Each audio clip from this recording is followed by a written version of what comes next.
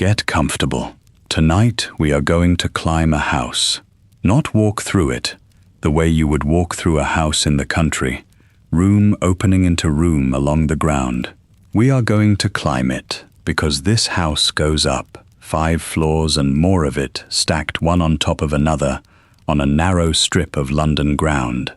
And to know it, you have to go up its stairs, floor by floor, from the coal cellar buried under the pavement to the little rooms in the roof where the servants slept under the slates. This is a London townhouse in the 1880s, and it is a particular kind of place, unlike any country house, shaped entirely by the fact of being in London, on a London street, on a piece of London land that cost a fortune, and so was built on in the only direction that was free, which was upward. It is tall, and it is narrow, and it is deep, and it is joined to its neighbors on both sides by walls they share, a single house in a long, unbroken terrace of identical houses running the length of the street, all of pale London brick and white stucco, all with the same railings and the same steps and the same black front door, a whole street of them, a whole district of them, mile upon mile of them, across the greatest city on earth. Before we go any further, if you enjoy this kind of history, the close and quiet and human kind, take a moment to subscribe and to leave a like. It helps this small channel more than you would think. And if you would like to, leave a comment telling me where you are listening from and what the hour is where you are. I always like to know who is out there in the quiet. Now let the room around you grow still, and let us go back. It is the 1880s. The place is London, one of the good districts, one of the squares or the terraces where the prosperous families lived, and in front of us is the house. One house in the long row, tall and pale and narrow, its front door up a short flight of stone steps, its railings running along the pavement, and below the railings, dropping down out of sight, a deep, narrow pit called the area, the sunken well at the front of the house that leads down to the basement and the servants' door. We are going to go into this house, and we are going to find its hidden life, and the hidden life of a London townhouse was hidden in a particular way, a vertical way, layered from top to bottom, each floor a different world, each floor a different class of person and a different kind of life, stacked one above another, so that a family and its servants lived in the same narrow building, and yet lived, in a real sense, in different countries, one above the other, connected only by the stairs. Let us begin at the bottom, under the street, and climb. Here is the thing to understand about the London townhouse before we begin our climb, the fact that shaped everything about it, and it is simply this. Land in London was the most expensive thing in the world, and the townhouse was the answer to the problem of living grandly on almost none of it. A wealthy family wanted, in London, exactly what its cousins had in the country: the fine rooms for entertaining, the separate quarters for the servants, the nurseries for the children, the space and the grandeur and the separation that wealth was supposed to buy. But in the country you had land, and you could spread a house out across it, wide and low, with the kitchens off to one side, and the stables beyond, and room for everything on the ground. In London you had a strip of earth perhaps 20 feet wide, wedged between 2 other houses, on a street where every foot of frontage cost more than a labourer earned in years. And onto that narrow strip you had to fit the whole apparatus of a grand life. So it went up. That was the only answer, and every London townhouse is a monument to it. The house climbed, floor upon floor, 4 and 5 and 6 stories of it, reaching up because it could not reach out, and it burrowed down as well, digging a basement under the street, and vaults under the pavement itself, using every inch of the ground in every direction because the ground was so dear. The result was a house shaped quite unlike a country house. A house that was all stairs, a tall, thin stack of rooms with a staircase running up the middle of it like a spine, and the whole life of the household arranged not in a spreading plan, but in a vertical order, layered from the cellar to the roof. And this verticality did something profound to the life inside. It stacked the household's divisions on top of one another. In the country house, the servants' quarters were off to the side, behind a door, and you crossed to them horizontally. In the townhouse, the divisions went up and down. The servants worked at the very bottom, in the basement below the street, and slept at the very top, in the roof. And the family lived in the good floors in the middle, and everyone moved between these layers by the stairs, endlessly, all day, up and down, the whole life of the house a matter of climbing. Keep that in your mind as we go up, the sheer verticality of it, because it is the key to everything. The London townhouse was a machine for stacking a whole society vertically on a strip of ground too valuable to spread out on, and the climbing of its stairs was the daily labor that held it together. Let us start at the bottom, in the dark, under the pavement, and begin to climb. We begin below the street, and this is the strangest fact of the London townhouse, and the first thing to understand about it. That part of the house extended out under the pavement itself, under the feet of the people walking by. Look down through the railings at the front of the house, into the area, that deep, narrow pit sunk below street level. At the bottom of it is the servants' entrance, the basement door, and the small barred windows that give the basement what little light reaches it. And at the front of the area, under the steps and under the pavement, running out beneath the street, are the vaults, the coal cellars, dark brick chambers dug out under the pavement itself, where the coal was stored. There was a reason for this, and it was the same reason for everything in the townhouse: space. The house had no yard, no outbuildings, nowhere to store the great quantities of coal it burned, and so the coal was kept in vaults dug out under the pavement, and it was delivered from above through a round hole in the pavement itself, a coal hole, capped with an iron plate, through which the coalman tipped his sacks, so that the coal rattled down into the vault below. You can still find those iron coal hole covers in the pavements of London, round plates set into the stone, and every one of them was the mouth of a cellar where a Victorian household's coal was poured in from the street. And from those vaults, the coal had to be carried into the house and up, to every fire on every floor, and this was the beginning of the great vertical labor of the townhouse. The coal came in at the bottom, under the street, and it had to travel to the top, 5 floors up, one scuttle at a time, on the backs of the servants, up the stairs. Every lump of coal that warmed the family entered the house through a hole in the pavement, fell into a vault under the street, and was carried up by hand, and the higher the fire, the longer the climb.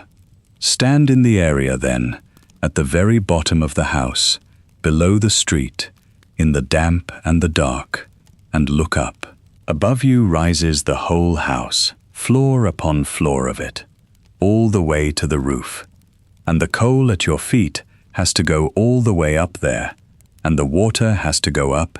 and everything the household needs has to be carried up from here, from the bottom, where the servants' world begins.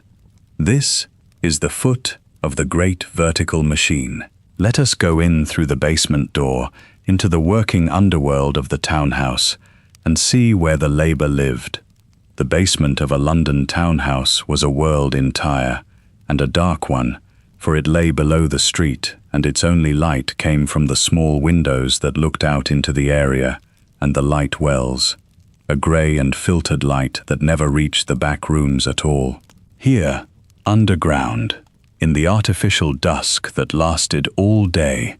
the whole working life of the house was carried on. Come in through the basement door and into the passage, stone-flagged, cool, dim, and find the rooms opening off it,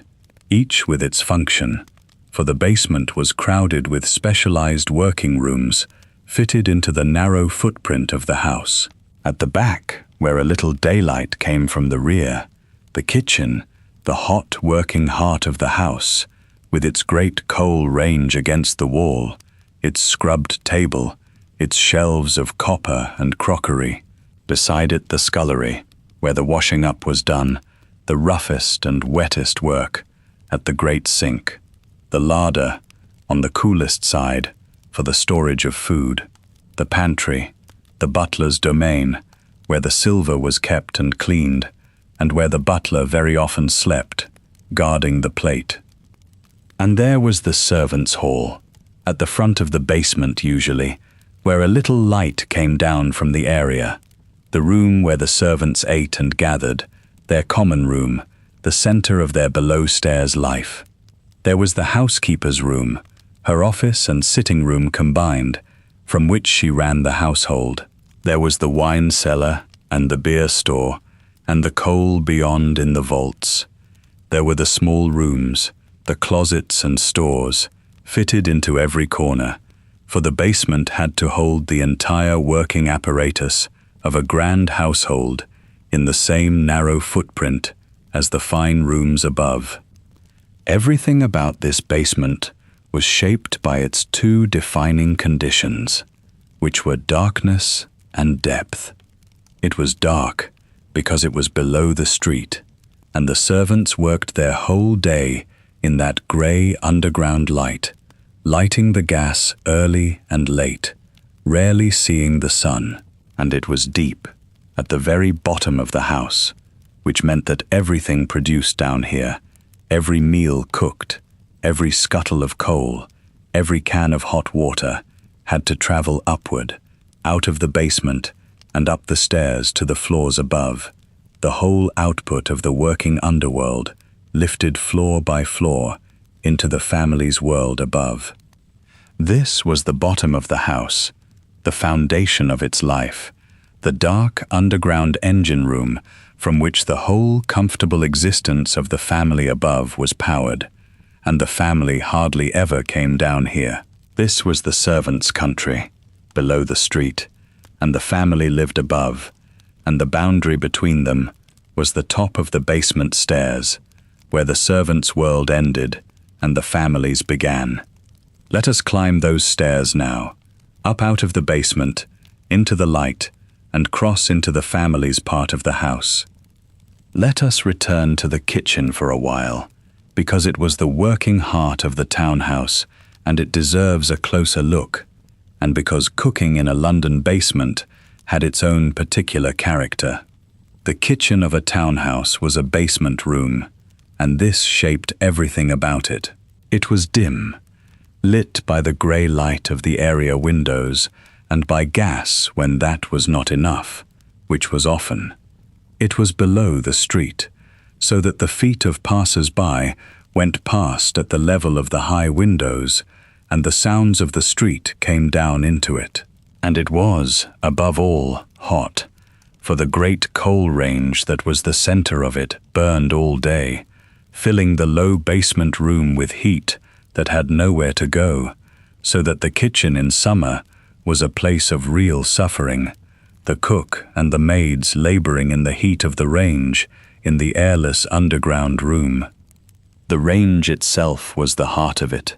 a great construction of iron built into the chimney breast, with its fire and its ovens and its hot plates, and its arrangements for roasting and boiling and baking, and it had to be kept going, fed with coal, its fire managed to the right heat for each task, its flues and its dampers understood and controlled, and it had to be cleaned and black-leaded, the whole great iron mass of it polished with the black paste that kept it from rusting, a filthy and daily labor. The range was a demanding master, and the cook who ruled it had to know it intimately, its hot spots and its cool ones, the way it held or lost its heat, the whole temperament of the particular iron beast she cooked upon. Around the range, the apparatus of the kitchen, the great scrubbed deal table, where the work of preparation was done, the pastry rolled, and the vegetables cut, and the meat prepared, the dresser, with its shelves of crockery, and its drawers of utensils, the battery of copper, the pots and pans and moulds, hanging polished on the walls, cleaned and scoured to a shine, the pride of a well-kept kitchen, the shelves and the racks and the hooks, every surface used, the whole crowded working room fitted into the basement of the narrow house. And from this hot, dim, underground room, up the stairs, went the meals of the household, the breakfast and the luncheon and the dinner, and above all the great dinners of the season, the elaborate multi-course meals that the cook produced from this basement kitchen and sent up, dish by dish, to the dining room above. The distance from the basement kitchen to the ground floor dining room was one of the constant problems of the townhouse, for the food had to travel up, and it cooled on the way, and the whole timing of a dinner had to account for the journey up the stairs from the kitchen to the table. The kitchen was the hot working heart of the house, buried in the basement, from which the whole sustenance of the household rose, up the stairs, to the family in the rooms above. And the cook who ruled this basement kingdom was among the most important servants in the house, for the reputation of the table depended on her, and a good cook was valued and well paid, and hard to keep. She planned the meals with the mistress, and executed them, and commanded the kitchen maids and the scullery maid who worked beneath her, and ran the whole operation of feeding the household from her hot basement domain. Her skill was real and considerable, the producing of the elaborate meals of the age, the many dishes and the fine sauces, and the whole repertoire of Victorian cookery, from the confined and ill-lit and sweltering basement kitchen, with its coal range and its limited equipment, day after day. And she did it below, out of sight, and the family enjoyed the results above, in the dining room, and never saw the hot, hard labor of the basement kitchen from which their meals rose. But before we climb, we must understand the stairs themselves, because the London townhouse did not have one staircase, it had two, and the relationship between them was the whole social structure of the house, rendered in wood and stone. There was the main staircase, which rose from the entrance hall on the ground floor and climbed up through the center of the house, floor by floor, to the bedrooms above. This was the family's stair, and in a good townhouse it was a handsome thing, well made, lit by a window on the half landings or by a skylight far above at the top of the well, curving up through the house in a display of the builder's art. The family and its guests went up and down this stair, and it was part of the show of the house, the grand vertical route through the family's world. And there was the other stair, the back stair, the servants' stair, narrow and plain and steep, tucked into the back of the house or into one of the light wells, running from the basement all the way to the attic, connecting the servants' working world at the bottom to their sleeping world at the top. This was the stair the servants used, and it was by this stair that the whole vertical labor of the house was performed, the carrying of the coal and the water and the trays and the slops, up and down, floor after floor, all day. The two stairs ran up through the same narrow house, sometimes with only a wall between them, and they served two different populations who were not supposed to meet. The family flowed up and down the fine central stair. The servants toiled up and down the mean back stair. And the whole point of having two was to keep the two worlds apart, even as they occupied the same building, so that the family need never encounter the labor that served it, need never pass a servant carrying coals on the fine stair, need never see the effort that kept the house running.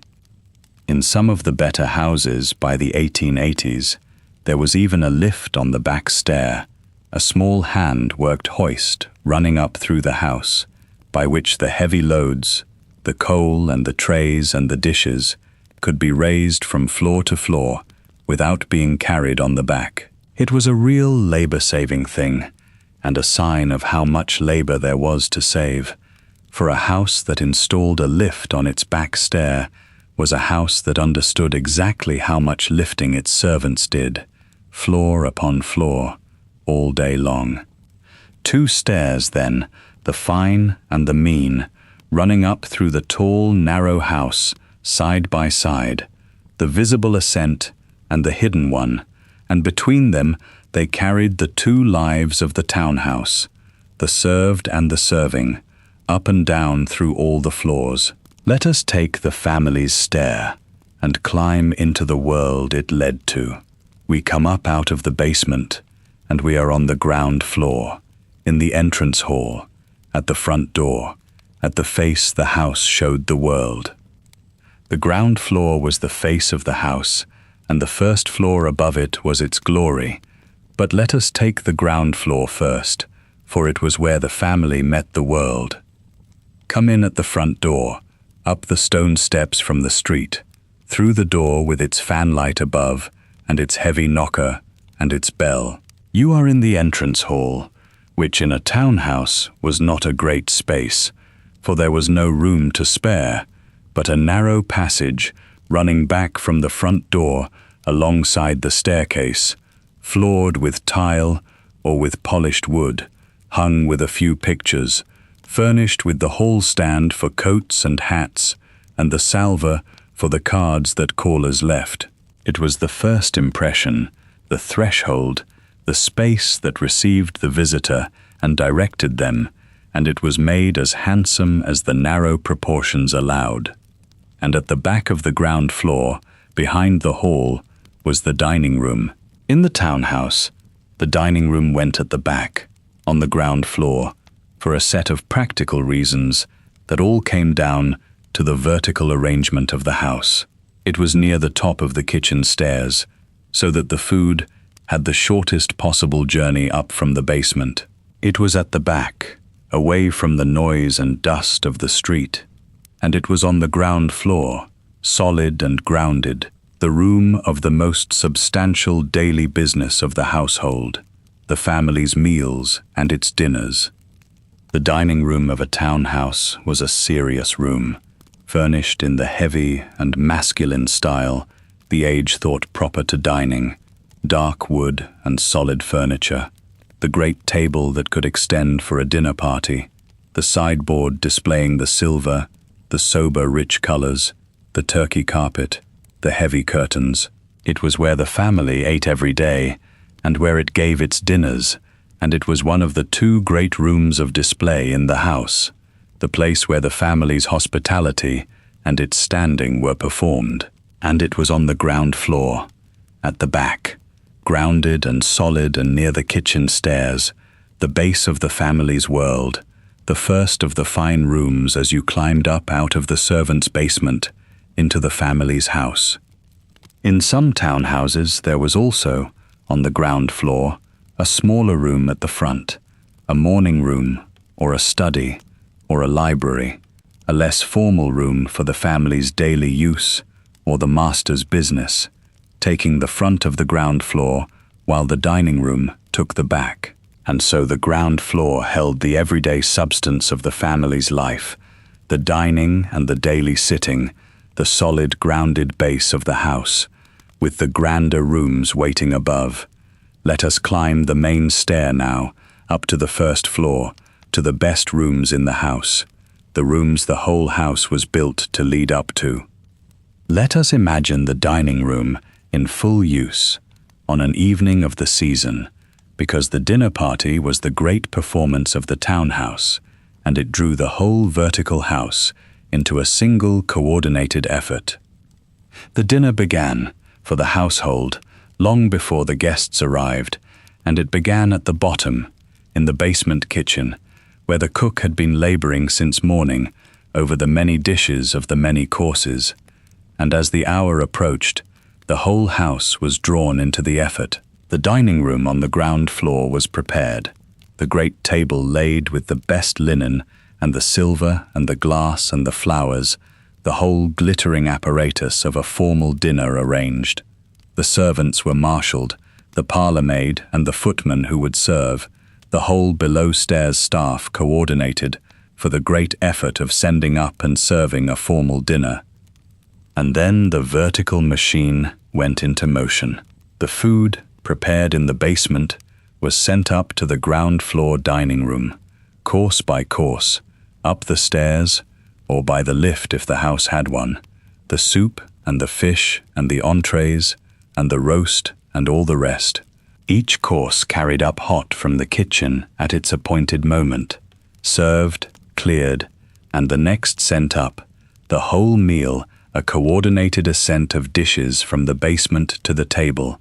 timed and managed so that the courses flowed without a break, and the guests saw only the smooth, unbroken procession and never the frantic coordination below. The guests, meanwhile, had arrived at the front door, been admitted and gone up, not down, for the drawing rooms where they gathered before dinner were on the first floor, above the dining room. So the company assembled on the first floor, and when dinner was announced, descended to the dining room on the ground floor, and after dinner the ladies withdrew and climbed back up to the drawing rooms, while the gentlemen sat over their wine below, and later the gentlemen rejoined the ladies up on the first floor. The dinner party moved up and down the vertical house, the guests descending to dine and ascending to withdraw, while beneath them all the food climbed up from the basement, the whole event a vertical choreography through the floors of the house. It was, when it worked, a triumph of coordination, the whole tall house from the basement kitchen to the first floor drawing rooms drawn into a single smooth performance,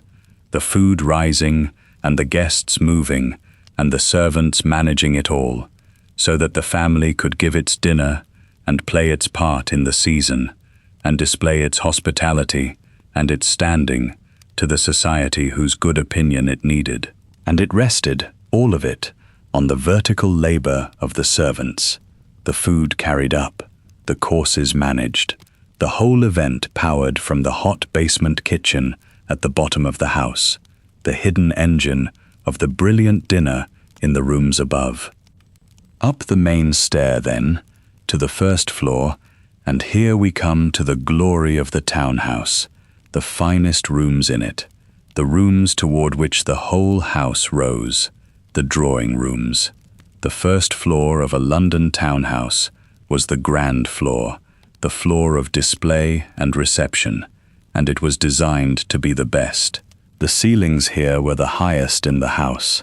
the windows the tallest, the proportions the most generous the narrow plot allowed. This was the floor the family showed to the world on its evenings of entertaining, the floor of the great social occasions, and everything about it was pitched to impress. In the language of the architects, borrowed from the Italian, this was the piano nobile, the noble floor, the floor raised up above the street and the ground level to hold the principal rooms, lifted into the best light and the best air, away from the dust and the noise below. And the drawing rooms were arranged, characteristically, as a pair. There was a front drawing room, overlooking the street, and a back drawing room, overlooking whatever lay behind, and between them, very often, a wide opening fitted with folding doors, so that the two rooms could be thrown together into one long grand space for a large party, or divided into two for more intimate use. This double drawing room, the two rooms connected by folding doors, was one of the defining features of the London townhouse,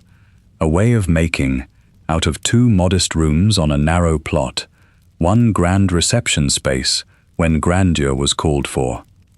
The drawing rooms were the most richly furnished and decorated rooms in the house,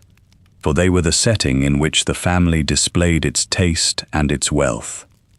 Here were the finest carpets, the best furniture, the good pictures, the mirrors in their gilt frames, the ornaments and the objects that announced a family of cultivation and means. Here was the piano, at which the daughters displayed their accomplishments.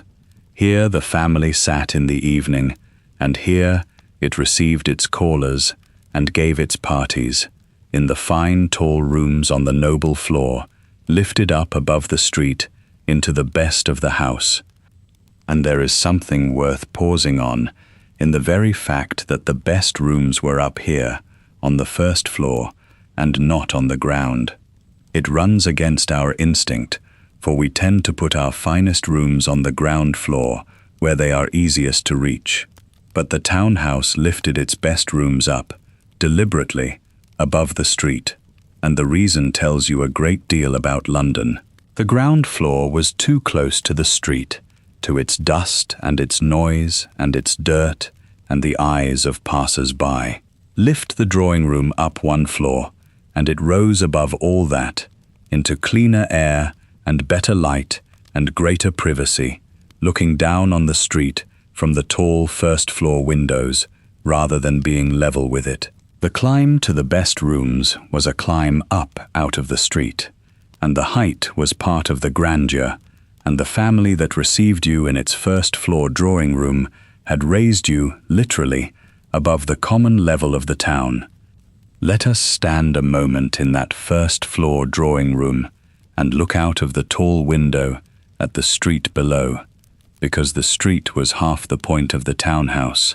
and the relationship between the house and the street it stood on is worth understanding. The London townhouse did not stand alone. It was one of a row, a terrace, joined to its neighbours on both sides by party walls, walls shared between two houses, so that the houses ran together in an unbroken line down the whole length of the street, and the terrace was very often conceived as a single architectural composition, the whole row designed together with a unified facade, so that the street presented not a series of separate houses, but one long grand front. The individual houses subsumed into a single sweep of pale brick and white stucco, columns and pediments and railings marching down the whole length of it. Here was the genius of the London plan, and it produced the characteristic beauty of the London square and terrace, the calm, ordered repetition of identical houses, the unity of the whole, the way a Georgian or early Victorian terrace composes into a single, serene architectural statement, far grander than any one of its houses could be alone. The family in our townhouse lived in one unit of such a composition, one house in a terrace of 20, its individual front part of a greater whole, and the grandeur it borrowed from the whole was part of what it paid for. And in front of the terrace, very often, was the square, or the communal garden, the private green space in the middle of the surrounding houses, railed and locked, to which only the residents of the square had a key. This was London's answer to the country houses park, a shared green enclosure in the heart of the city, a piece of managed nature that the surrounding families could look out on and walk in, a garden that belonged to all of them and none of them, kept locked against the general public, its key one of the privileges of living on the square. So the townhouse looked out, from its tall first-floor windows, on this particular London world, the ordered terrace opposite, identical to its own, and the railed garden in the middle, green and private and locked. It was an urban world, dense and built up, and yet it had contrived, through the square and the garden and the unified architecture, to make of that density something spacious and ordered and grand. The family in the drawing room looked out on a scene designed to be looked out on. A composed prospect of terrace and garden, the city arranged into beauty, and their place in it, their tall window on the noble floor, was a place of real privilege in the greatest city in the world. Up again, up the main stair, and as we climb we pass from the public floors into the private ones, for above the drawing rooms the house changed its character, and the second floor was the floor of the principal bedrooms, the private heart of the family's life. The second floor held the best bedrooms, the room of the master and mistress of the house, and the principal guest room, the private chambers of the family raised up above the reception rooms into the quiet upper part of the house. These were substantial rooms, though not as grand as the drawing rooms below, furnished for comfort and privacy rather than display, with the great beds and the wardrobes and the washstands and the dressing tables, the private furniture of sleep and dressing, and the intimate daily business of the body. And on this floor, by the 1880s, in a good house, something new had appeared, something that was changing the whole life of the home, and that was the bathroom. For most of the century, even a grand house had no bathroom, and all washing was done from basins and cans of water carried up by hand. But by the 1880s, the bathroom was arriving, a room dedicated to washing, with a fixed bath supplied with water through pipes, and a water closet, the flushing lavatory that was replacing the chamber pot and the earth closet. And in the townhouse, these new rooms were fitted in wherever they could go, very often lit by the light wells at the side of the house, tucked into the plan as the plumbing spread upward through the floors. This was a quiet revolution, and it was happening exactly in these decades, and it bore particularly on the vertical townhouse, because plumbing meant pipes, and pipes meant that water could be carried up through the house by the pressure of the mains rather than on the backs of the servants. The bathroom with its taps, the water closet with its cistern, these were the beginning of the end of the great vertical labor of water carrying that had defined the servants' lives. It came slowly and unevenly, and for much of the 1880s, the transition was incomplete, the new plumbing serving some floors and not others. But it had begun, and the house we are climbing was, on its second floor, at the frontier of it, the old world of the carried can and the new world of the running tap meeting on the same floor. The second floor, then, was the private floor of the family's rest, the bedrooms of the heads of the house, and the new bathroom that was changing everything, raised up above the public rooms into the quiet of the upper house. And above it, the house climbed on, into the floors that fewer and fewer visitors ever saw, the floors of the children and the servants, the upper reaches of the vertical house. Let us climb again. One problem the townhouse had to solve, that we have touched on but should look at directly, because it shaped the very plan of the house,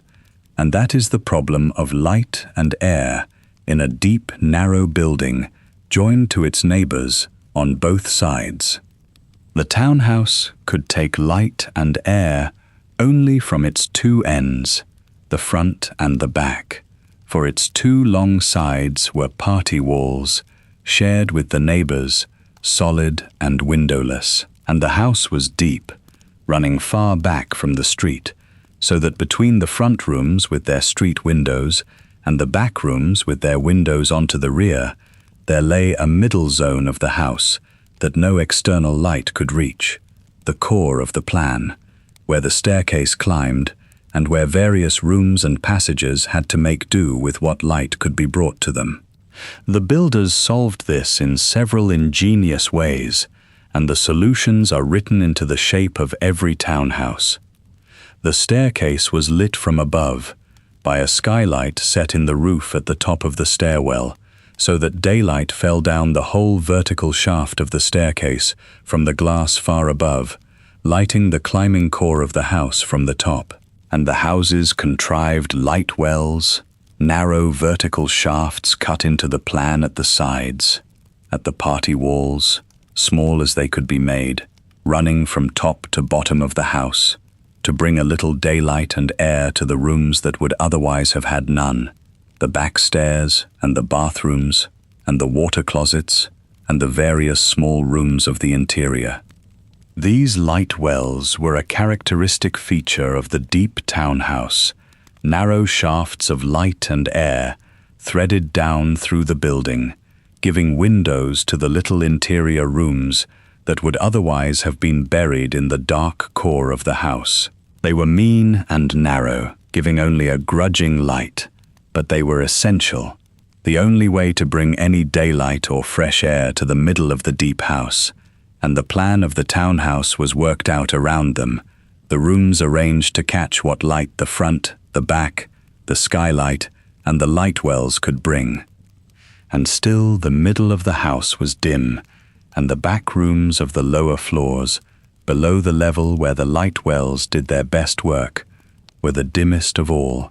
so that the basement in particular lived in a permanent grey twilight, and even the family's rooms in the core of the house were darker than we would find comfortable. The townhouse was a house that fought for its light, its plan shaped by the struggle to bring daylight and air into a deep, narrow building hemmed in on both sides, and the skylights and the light wells and the tall front and back windows were all part of that struggle, the house reaching for the light that its shape and its site conspired to deny it. The third floor was the floor of the secondary bedrooms, and it marked a further step up and away from the grand life of the house below into the plainer and more private upper regions. Here were the bedrooms of the older children, the daughters of the family and the sons who were still at home, and the lesser guest rooms, and the rooms of the family's more private life. The rooms were smaller here than on the floors below, the ceilings lower, the furnishing plainer, for as the house climbed, the grandeur diminished, floor by floor, from the noble drawing rooms up toward the servants' attic. The third floor was comfortable but modest, the family's private sleeping quarters above the principal bedrooms,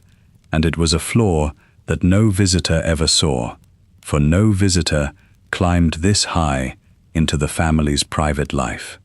And here we should pause and notice something about the vertical arrangement of the townhouse, which is how it sorted the family itself by height. The most important members of the household, the master and mistress, had the best bedrooms on the second floor, just above the grand rooms. The children and the lesser members were ranged above them on the third floor, and the servants were above everyone, in the attic. So the house sorted its whole population vertically, by status, with the most important in the middle, on the best floors, and the less important ranged above and below, the children up toward the roof and the servants in it, the whole social order of the household, expressed in the simple matter of which floor you slept on and how many stairs you had to climb to reach your bed. The higher you slept, the less you mattered, broadly speaking, once you were above the principal floor. The children climbed higher than their parents. The servants climbed higher than the children, and the climb was real, for these upper floors were reached only by continuing up the stairs, flight after flight, so that going to bed in the upper part of the townhouse meant a real ascent, up past the drawing rooms, up past the principal bedrooms, up to the third floor, and the nursery floor, and the attic beyond, higher and higher into the narrowing top of the house. The third floor then, the children's bedrooms and the plainer private rooms, a step up from the grandeur below and a step down in importance, on the way up toward the nursery and the servants' rooms in the roof. Let us climb once more, up toward the top of the house, into the highest inhabited floors, where the children's kingdom and the servants' quarters shared the narrowing space beneath the roof. The fourth floor, high up now, near the top of the house, was where the children truly lived, for this was the nursery floor, the children's kingdom, raised up at the top of the townhouse, as far from the grand rooms as it was possible to be, while still in the family's part of the house. The nursery was placed high, and there were reasons for it, some practical and some telling. The height was thought healthy, the air being reckoned cleaner higher up, above the street and its dust. The distance kept the noise of children away from the grand rooms, so that the family's social life below need not be disturbed by the sounds of the young. And the separation suited the whole Victorian idea of childhood,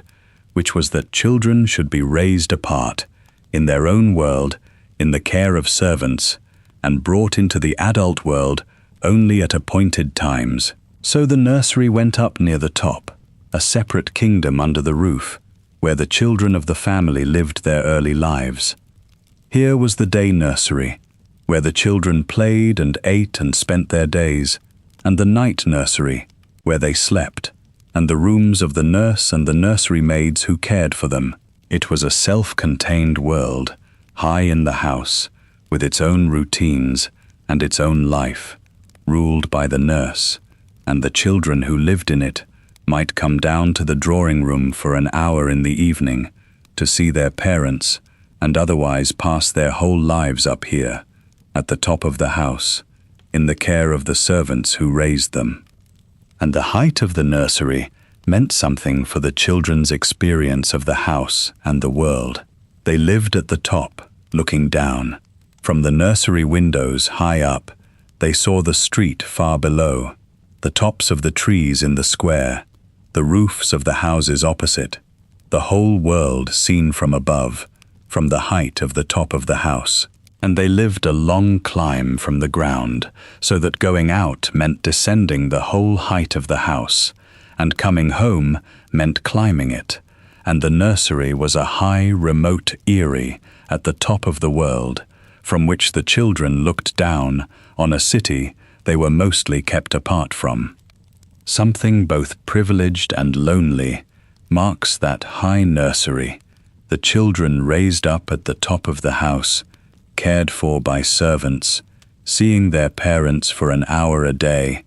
looking down from their high windows on a world they were held apart from. It was the Victorian way with children of this class, and it produced, as we know from the memoirs, children who were often closer to their nurses than their parents, who knew the nursery world at the top of the house far better than they knew the grand rooms below, and whose childhood was lived, literally, above the life of the family, in the high rooms under the roof. And at the very top, above the nursery, in the roof itself, were the servants' bedrooms, the highest rooms in the house, the last floor of our long climb, and the meanest. The servants slept in the attic, under the slates, in the rooms formed in the roof space, at the very top of the house. To reach them, you climbed the last flight of the back stair up above the nursery floor into the low rooms tucked under the sloping roof, and these were the poorest rooms in the whole tall house, as far above the grand drawing rooms in height as they were below them in every other way. The ceilings sloped under the line of the roof, so that a person could stand upright only in part of the room. The windows were small, sometimes only a skylight set into the slope of the roof. The rooms were cramped, plain, and meanly furnished, a narrow bed, a washstand, a chest, the bare minimum. And they were rooms of extremes of temperature, for they lay directly under the roof slates with nothing above them, and so they baked in summer under the sun-heated slates, and froze in winter with only the thin roof between them and the sky. There was no fire in a servant's attic room, for the servants were not thought to need heating, and so in winter the cold was bitter, the water freezing in the jug, the breath visible, and in summer the heat under the roof was stifling. The servants slept in these conditions, at the top of the house, having climbed all the way up the back stair at the end of their long day to reach them. The placing of the servants at the very top completed the vertical order of the house that we have been climbing all along. The servants worked at the very bottom, in the basement below the street, and slept at the very top, in the roof, and between their working world and their sleeping world lay the whole height of the house, all the family's floors, which they traversed by the back stair many times a day. Up and down the whole height of the house, from the basement to the attic, from the coal to the bed, the servants climbed, and the two ends of their world were the two extremes of the house, the dark basement and the cramped attic, with the family's comfortable floors in between, which they served but did not share. Stand now at the top of the house, in the servants' attic, under the roof, and think of the climb we have made, all the way up from the coal vaults under the pavement, floor by floor, through the whole vertical world of the townhouse, the basement, dark and working, below the street, the ground floor, with its hall and dining room, the first floor, the noble floor, with its grand drawing rooms, the second floor, the principal bedrooms, and the new bathroom, the third floor, the children's bedrooms, the fourth floor, the nursery, and here,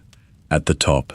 the servants' attic in the roof. 7 levels of house, stacked one above another on a narrow strip of London ground, each a different world, the whole held together by the 2 staircases running up through it, the fine and the mean. That was the London townhouse, and now that we have climbed it, let us understand the forces that shaped its particular life, the things that made living in London different from living anywhere else. Now let us turn from the climbing of the house to the living in it, and to the first of the great forces that shaped the life of a London townhouse and made it unlike a house anywhere else, which was the dirt. London was filthy, and the townhouse fought a constant losing battle against the filth, and the battle shaped the whole labor of the household. The dirt of Victorian London was mainly one thing, and that thing was coal smoke. The whole city burned coal, in every house, in every grate, in the factories and the workshops and the railways, hundreds of thousands of fires pouring smoke into the air over the city,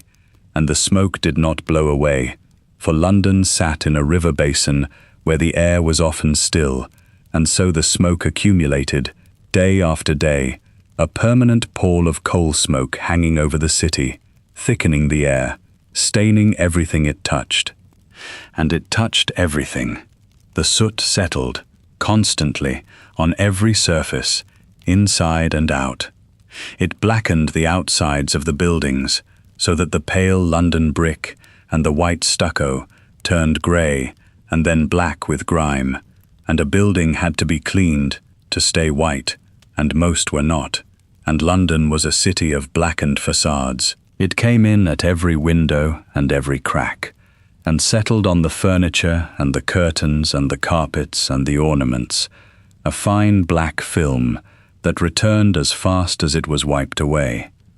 It settled on the skin and the clothes, so that a clean collar was grey by evening, and a person who went out came home dirty. It was everywhere, all the time, an unceasing rain of black grime over the whole city. And the fighting of it was one of the great labours of the household, falling, of course, on the servants. The dusting that had to be done every day, and done again, because the soot returned, the cleaning of the rooms, the beating of the carpets, the washing of the paint, the polishing of the surfaces, all of it a battle against a dirt that never stopped coming. The windows that had to be cleaned constantly and were dirty again within days, the curtains that had to be taken down and cleaned, the endless washing of the household linen, grey before its time from the London air. The servants of a London house spent a great part of their labour simply fighting the soot, and it was a battle they could not win, only hold, cleaning and cleaning against a dirt that fell as fast as they removed it. And over it all, at times came the fog, the famous London fog, which was not mere mist, but mist mixed with the coal smoke into a thick yellow choking pall, the London particular, that descended on the city and turned day to a brown twilight, and filled the lungs and stopped the traffic and crept in under every door. The fog was the soot made visible and breathable. The city's dirty air thickened into a substance you could see and taste, and when it came, the townhouse shut itself up against it, and still it seeped in, and the lamps were lit at noon, and the whole city vanished into a dirty yellow darkness. That was London, and the townhouse lived inside it, fighting its dirt, breathing its air, blackening despite every effort, in the great smoky capital of the world.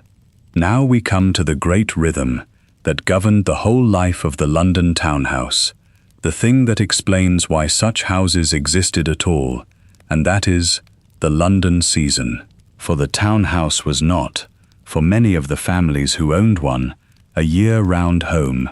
It was a house for part of the year, the fashionable part, and it stood empty or nearly empty for the rest, and this rhythm of filling and emptying shaped everything about it. The London season was the period, roughly from after Easter to the end of July, when fashionable society gathered in London. It was tied, originally, to the sitting of Parliament, for the families of the political and landed classes came to London when Parliament sat, and it had grown into the great annual gathering of society, the months when the fashionable world was in town, and the whole apparatus of society operated at full pitch, the balls and the dinners and the parties, the presentations at court, the great social occasions that filled the London spring and summer. During the season, the townhouse came alive. The family was in residence, and the house was in full operation, entertaining and being entertained. The drawing rooms lit night after night, the dinners given, the callers received, the carriages coming and going, the whole social machine of the house running at full speed. This was what the townhouse was for, this concentrated season of society,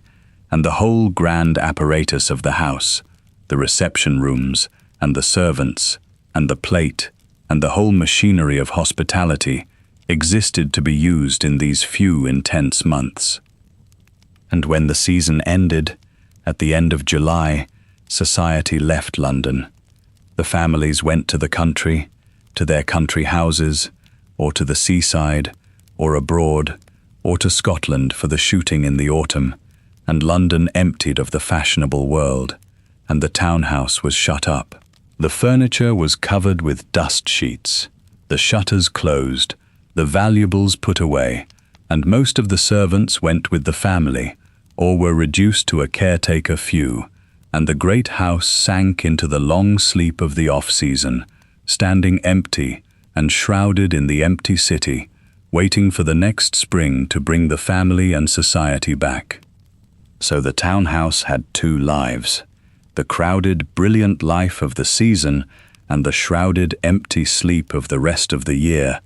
and it swung between them with the calendar, filling and emptying, waking and sleeping, in a rhythm that governed the whole existence of the fashionable London house. The house we have climbed was built for those few months of the season, for the brilliant, crowded social spring and summer, and it spent much of the rest of the year asleep, its rooms dark and covered, its life suspended, waiting. Let us dwell on the season a little longer, because its social machinery was intricate, and it drove the whole purpose of the townhouse, and understanding it explains what all those grand rooms were actually for. The season was, beneath its glitter, a marriage market, and this was its serious underlying purpose, however much pleasure was wrapped around it. The families of the upper classes brought their marriageable daughters to London for the season, and the whole round of balls and parties and dinners was, in large part, the mechanism by which the young people of suitable families were introduced, courted, and matched. A daughter came out, was presented, entered society, and was displayed, through the parties of the season, to the eligible young men and their scrutinizing families, and the hope was that she would, in the course of a season or 2 or 3, make a good marriage. The whole brilliant social machine was, at bottom, a system for the arranging of advantageous marriages among the propertied classes, and the townhouse was one of its essential instruments, for the townhouse was where a family performed its part in this. The dinners it gave, the parties it held, the callers it received, all of it was the family's participation in the social round through which connections were made and marriages arranged. A family with a daughter to marry needed to entertain, to be seen, to hold its place in the society where matches were made, and the townhouse was the stage on which it did so. The grand drawing rooms, the dining room that could seat a dinner party, the whole apparatus of hospitality existed so that the family could play its part in the season, could give the dinners and hold the parties that kept it in the swim of society and gave its daughters their chances. And the season was fiercely expensive, and this was part of its function too, for the expense was itself a filter. To do the season properly, to take a house in town and staff it and entertain at the level society expected, cost an enormous sum, and only families of real wealth could sustain it, and so the season sorted society by the ability to pay for it, admitting those who could afford the townhouse and the entertaining, and excluding those who could not. The cost was the barrier, and the families who paid it bought their place in the society where the great marriages and the great connections were made,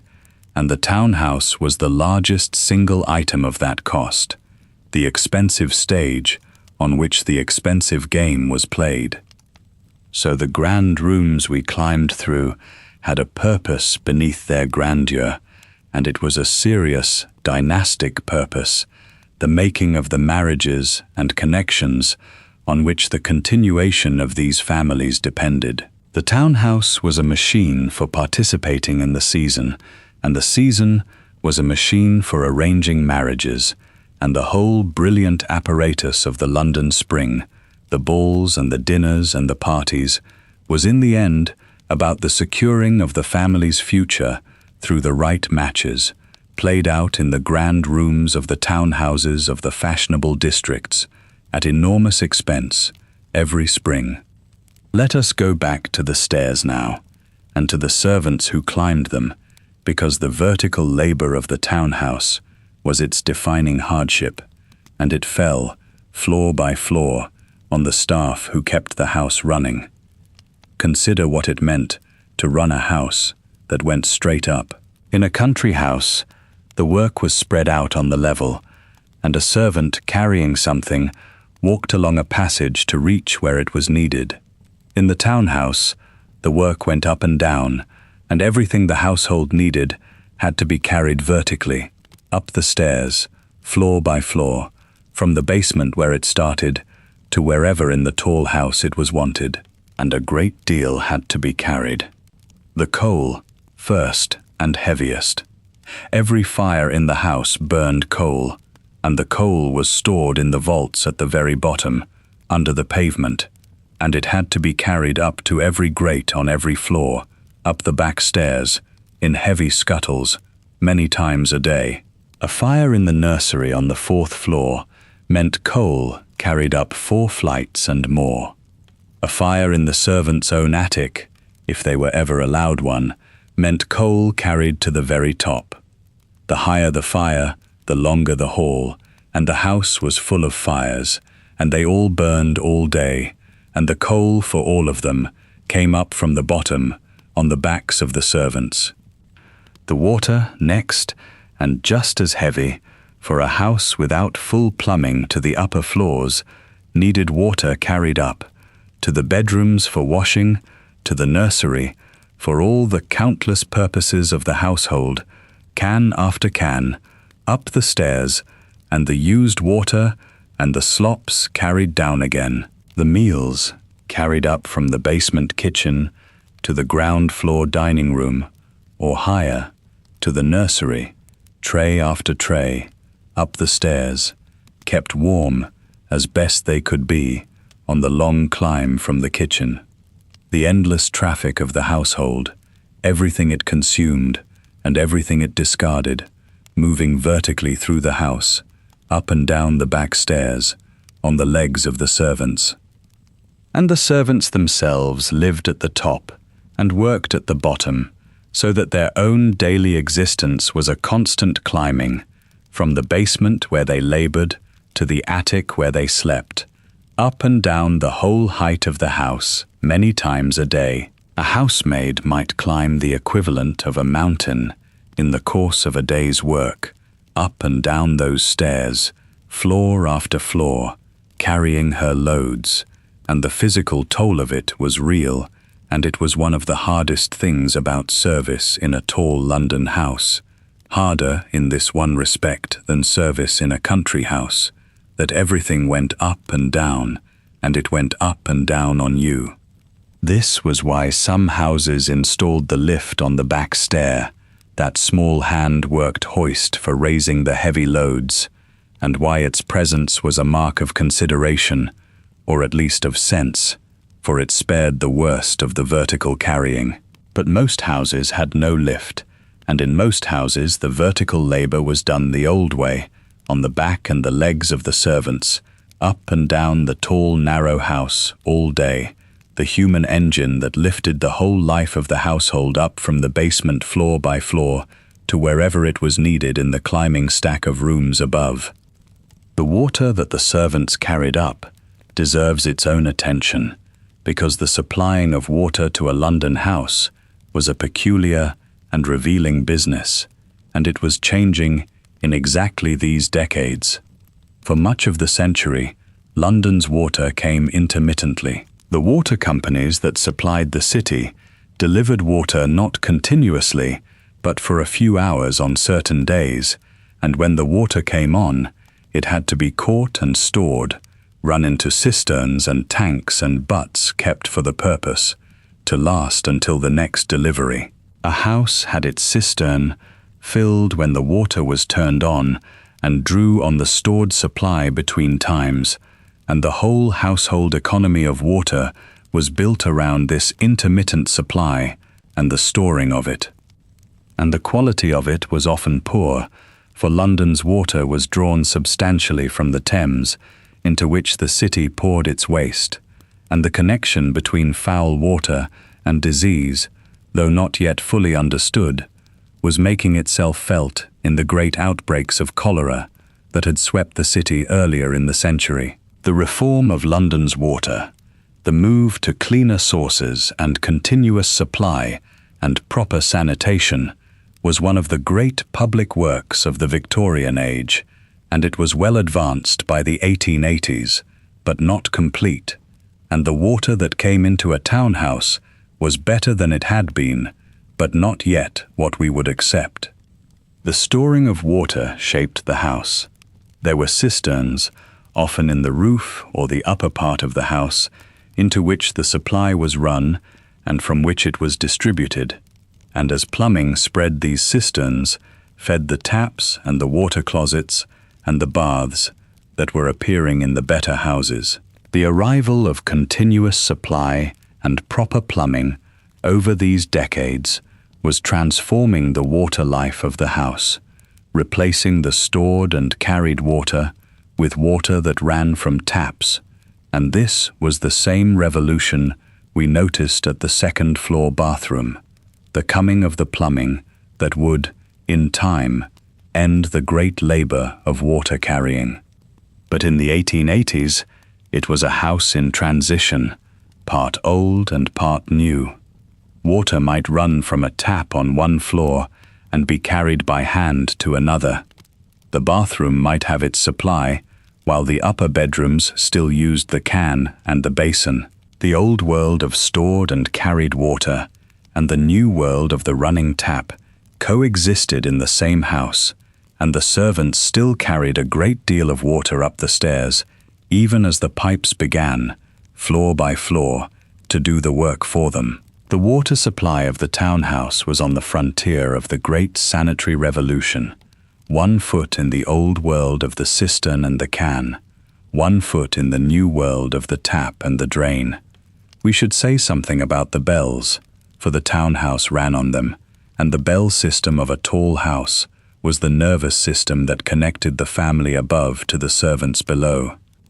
In every room the family used, there was a bell pull or a bell handle, and when the family wanted a servant, they pulled it, and by a system of wires and cranks running through the walls and down the height of the house, the pull rang a bell in the basement, in the servants' quarters, where a row of bells hung on the wall, 1 for each room, and each bell was labelled with its room, or hung so that the servants could see which one was ringing, so that a servant glancing at the board could tell at once which room required attention, the drawing room, or the master's bedroom, or the nursery, and go to it.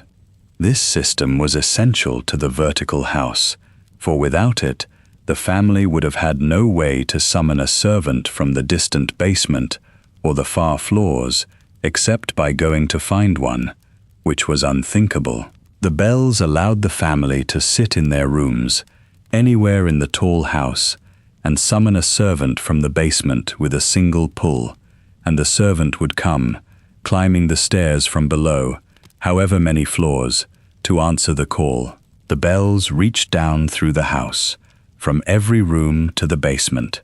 and pulled the servants up, floor by floor, to wherever they were wanted. And for the servants, the bells ruled the day. The bellboard in the basement, with its row of bells, was watched and listened for constantly, and when a bell rang, a servant must go, at once, up the stairs to answer it, however many floors, whatever she was doing. The bells rang all day from the various rooms, summoning the servants up, and the servants climbed to answer them, up and down the house all day at the call of the bells. The higher the room that rang, the longer the climb, and a bell from the nursery at the top, or the master's bedroom on the 2nd floor, meant a climb of several flights to answer a summons that might be for something trivial, a poked fire, a fetched book, a message. The bell system was the mechanism of the whole vertical service of the house, the means by which the family's wants reached down to the servants and pulled them up, the nervous system of the tall house, connecting the served above to the serving below. It rang all day, and the servants climbed all day to answer it, and the whole vertical labor of service was in part a matter of answering the bells, of climbing the stairs at their summons, up through the house to the family's rooms, at the pull of a wire and the ring of a bell, over and over, all day, in the tall house that ran on bells and stairs, and the endless climbing of the servants who answered them. Let us step outside the house now, and behind it, because there was another world tucked in behind the grand terrace, hidden from the street, and it was essential to the life of the townhouse, and that was the mews. Behind the terrace of grand houses, reached by a lane running along the back, was the mews, a row of smaller buildings that held the stables and the coach houses, and, above them, the quarters of the servants who worked with the horses. For a family that kept a carriage, and many did, needed somewhere to keep the horses and the carriage and the men who managed them, and there was no room for any of that in the tall, narrow house itself. So it went behind, into the mews, the service lane at the back where the horses were stabled, and the carriages housed, and the coachmen and grooms lived above their charges. The mews was a whole working world, hidden behind the grand front of the terrace, and it had its own life and its own population. The coachman, who drove the carriage and managed the whole equipage, a senior and skilled servant. The grooms, who cared for the horses themselves, several of them perhaps, for a carriage needed a pair, and a family might keep riding horses besides. The carriages, in the coach house, the closed carriage for town and bad weather, perhaps an open one for the park in fine weather, and the whole apparatus of the horse, the harness and the tack and the feed, and the constant labor of keeping horses in the middle of a city, and the mews connected to the house's life in 100 ways. The carriage was brought round from the mews to the front door when the family went out, and returned to the mews when they came home. The horses had to be exercised and fed and cared for in the cramped city stables. The whole business of a family's movement through London, the carriage that took them to their calls and their parties and their shopping, depended on the mews behind the house and the men and horses kept there. A nice irony lives in the mews, which is that these humble service lanes behind the grand terraces, where the horses were kept and the coachman lived over the stables, have become in our own time some of the most sought-after and expensive addresses in London, the little mews houses converted into charming and costly homes. But in the 1880s, the mews was purely functional, the service quarter behind the grand front, smelling of horse and straw and leather, loud with the sounds of the stable, where the working world of the family's transport was carried on out of sight of the fine street, hidden behind the terrace, as the servants were hidden in the basement and the attic, another part of the concealed working life that kept the grand front running. And now let us set this grand house in its true context, which is the city around it, because the townhouse did not stand in a world of its own, and a few streets away from the fashionable square lay another London entirely, and the nearness of the two is one of the great facts of the Victorian city. London in the 1880s was a city of the most extreme contrasts, and they were not kept far apart. The fashionable districts, the grand squares and terraces where our townhouse stood, were often within a short walk of districts of terrible poverty, the slums and rookeries where the poor of London lived, crowded in conditions of misery that the age was only beginning to confront. The rich and the poor of London lived close together, closer than we might imagine, the grand house and the slum, sometimes within the same parish, the two worlds of the city pressed up against each other, divided by a few streets and an infinite distance. In the grand townhouse, a single wealthy family occupied a whole tall house, 5 floors and more, with a dozen servants to run it, spreading itself through room after room, a handful of people in all that space. And a few streets away, a whole family might live in a single room, and a single house might hold a family in every room,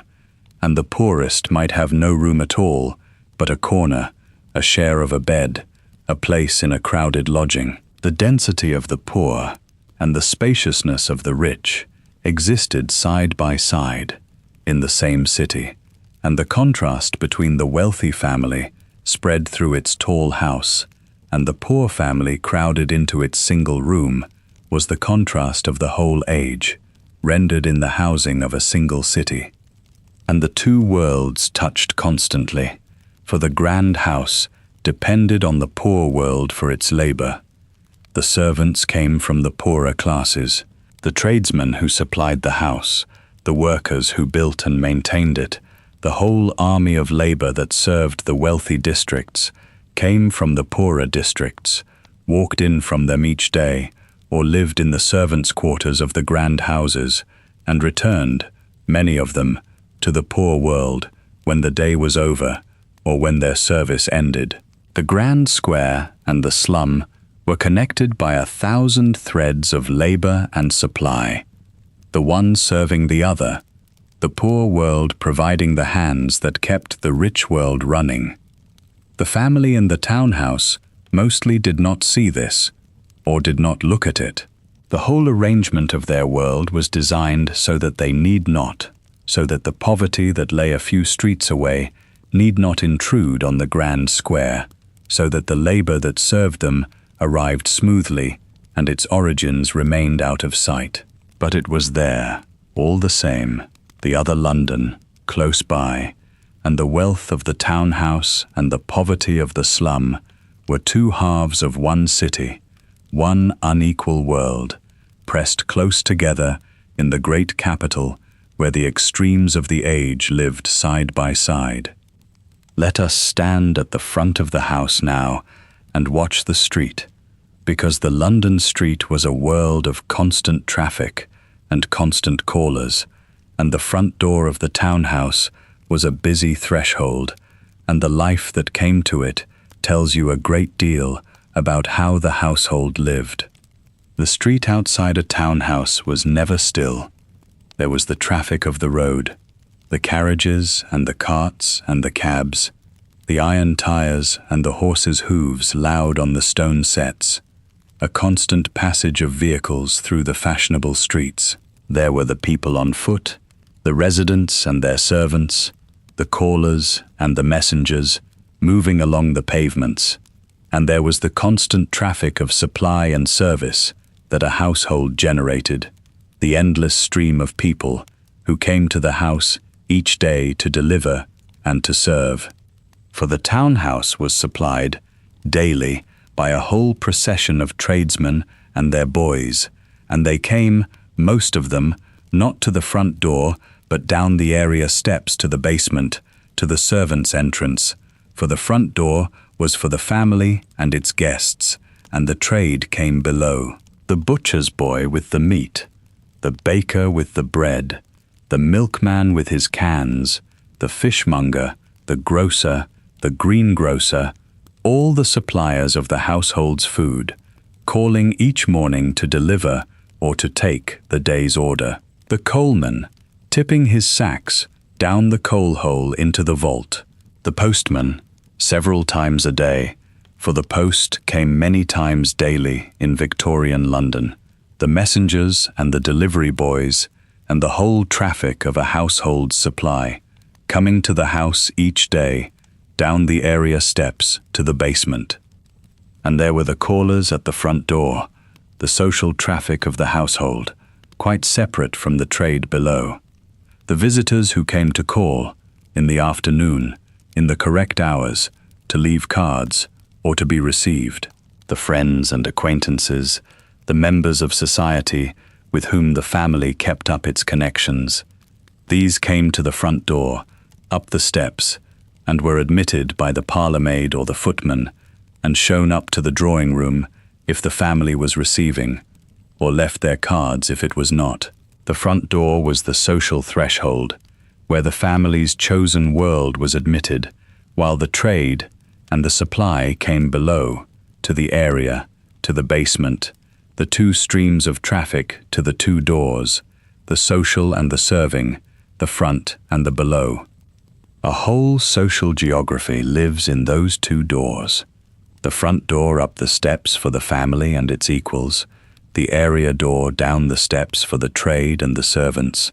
and the household ran on the constant traffic to both of them, the callers at the front and the deliveries below, the whole busy commerce of a great house's daily life passing through its two thresholds, the fine one above and the working one beneath. Let us talk about the light in the house, for the way a townhouse was lit shaped its whole atmosphere,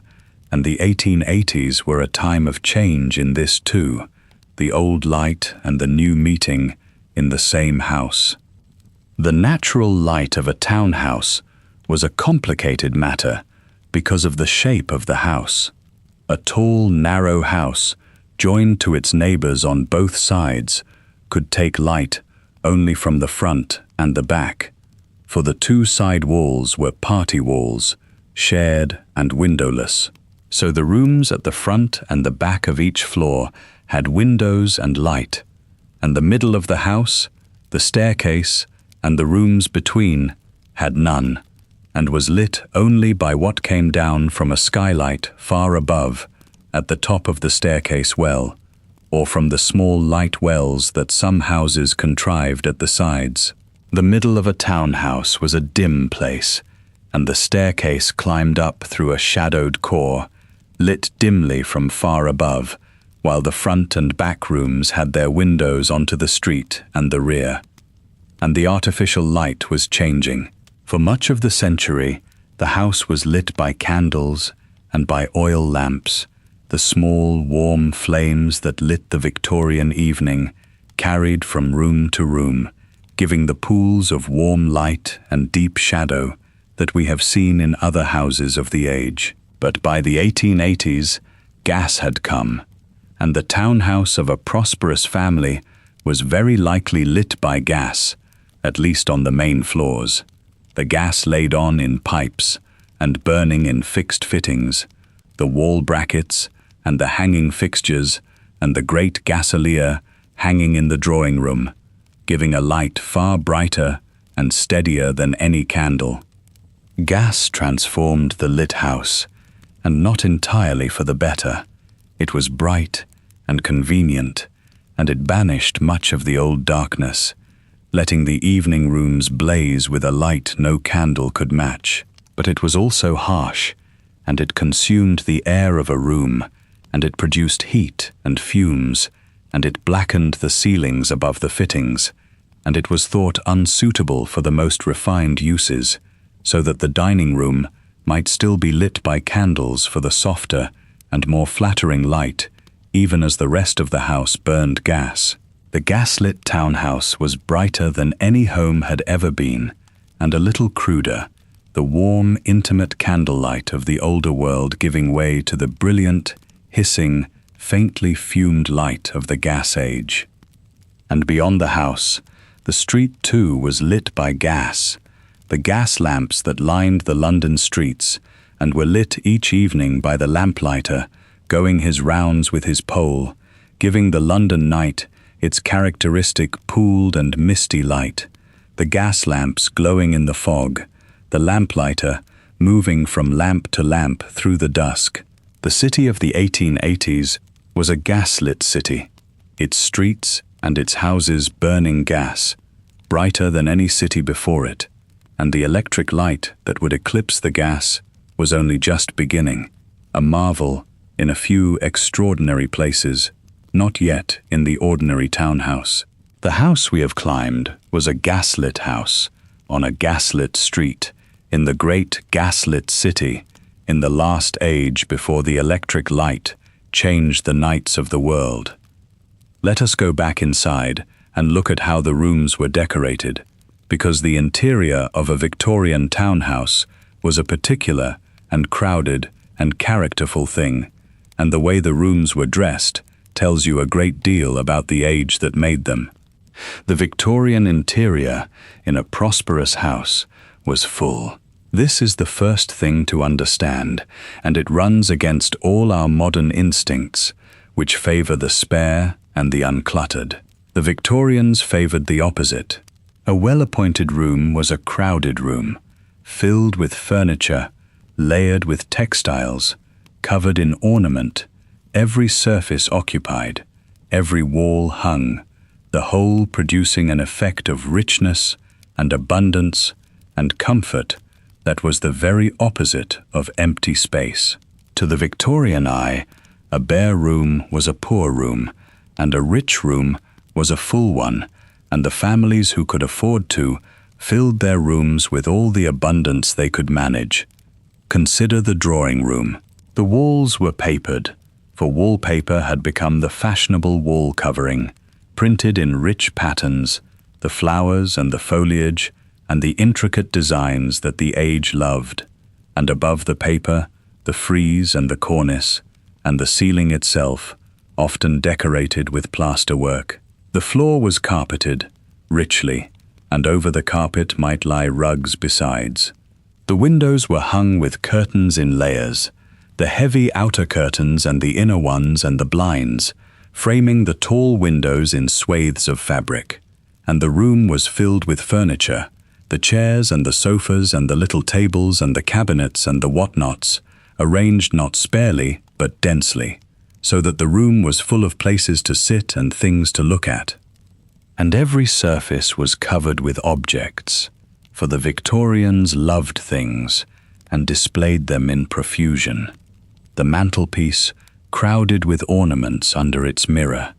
the tables laden with books and photographs and boxes and curiosities, the cabinets full of china and glass and collected treasures, the walls hung close with pictures, frame beside frame, the whole room a dense accumulation of objects, the possessions of a family that valued possessions, displayed in the abundance that announced its comfort and its taste. Add the plants, the ferns, and the palms in their pots that the age adored, and the draperies flung over the furniture and the mantel, and the room reached the full pitch of Victorian richness, crowded, layered, dense, comfortable, and full. This crowding served a purpose beyond mere display, for the full, warm, cluttered room was the very emblem of the Victorian ideal of home, the comfortable refuge against the hard world outside, the nest of comfort and security and abundance into which the family withdrew. The density was coziness, the abundance was security, the crowding of objects was the visible sign of a home, well provided and well loved. And it was, of course, a great labor to keep, for every one of those objects and surfaces had to be dusted, in a city that rained soot, by the servants who fought the endless battle against the London dirt among the crowded treasures of the Victorian rooms.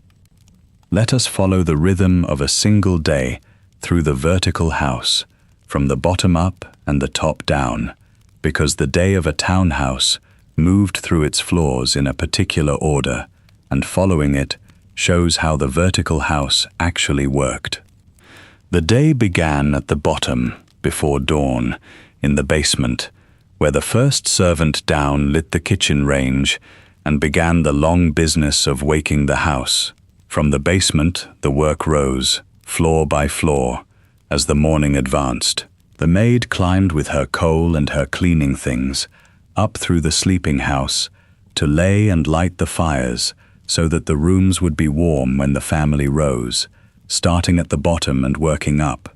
or starting at the top and working down through all the floors. The hot water was carried up to the bedrooms for the family's washing. The whole apparatus of the morning moved upward through the house, from the basement where it originated to the floors where the family slept and woke. The family's day, when it began, moved downward. They woke in their bedrooms on the second and third floors, and were dressed, and came down the main stair, to the ground floor, to the dining room for breakfast. From the private upper floors they descended to the more public lower ones as the day began,